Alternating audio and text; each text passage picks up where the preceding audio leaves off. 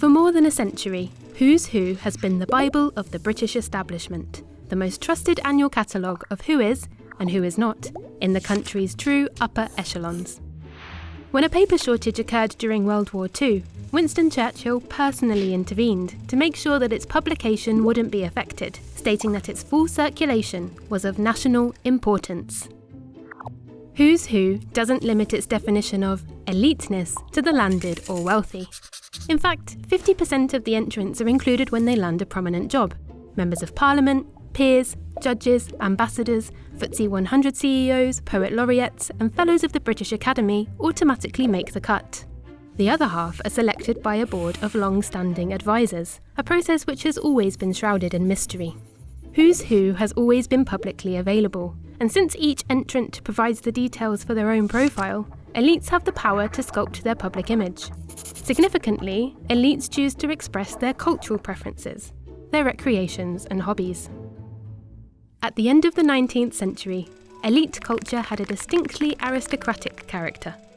Landed estates afforded endless leisure possibilities, and early entries of Who's Who were filled with preferences for hunting, shooting, fishing, sailing, horse riding, polo, and dressage.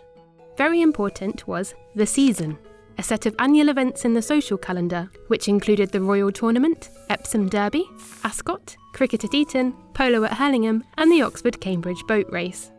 On one hand, elites achieved their distinction through exclusivity. After all, participating in activities like hunting and polo was expensive. And on the other hand, through deference, since the prevailing ideas about class meant that the upper tiers were automatically deemed worthy of respect. Yet, at the turn of the 20th century, industrialists with newly acquired wealth began to buy their way into high society. To the horror of the existing aristocrats, elite life began to change, and the social and cultural centre of Britain started to move from the counties to the cities.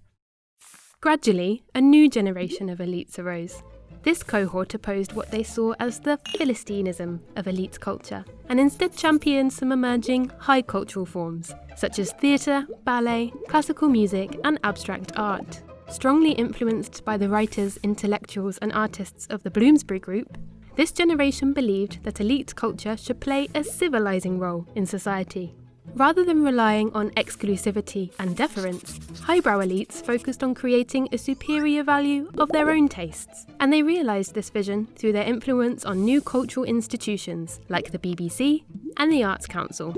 And so, by the 1920s, 30s and 40s, highbrow culture had come to dominate the cultural preferences of the vast majority of Who's Who entrants. During the 1950s, shifts within the art world challenged the supremacy of the highbrow aesthetic and allowed some popular forms to be legitimised. Elites began to combine highbrow tastes with preferences for pop culture, football, cinema and rock music. The British elite became cultural omnivores. In recent years, most elites have retained some preferences for traditionally highbrow hobbies, but these are increasingly positioned alongside more mundane and everyday cultural activities. Some of the fastest growing elite pastimes over the last 30 years are spending time with family and friends or caring for pets. Elites now distinguish themselves with a degree of ordinariness. The rise of this ordinariness has been most clear-cut from the 1990s onwards, coinciding neatly with the continuing rise of wealth acquisition amongst the top 1%.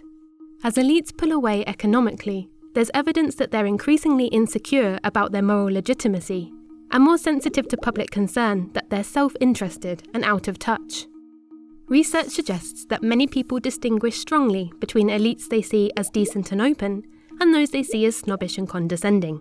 So, it's not that elites are viewed with suspicion because they're elite, it's any sense of smugness that rouses negative feelings. With this in mind, we can read the very public expression of ordinary cultural preferences in Who's Who as an attempt to create a cultural connection and sense of authenticity with the public, while still allowing elites to hold on to their highbrow tastes that work to legitimise their status. Performing ordinariness might be a very effective way for elites to shield their privilege in an era of rising inequality.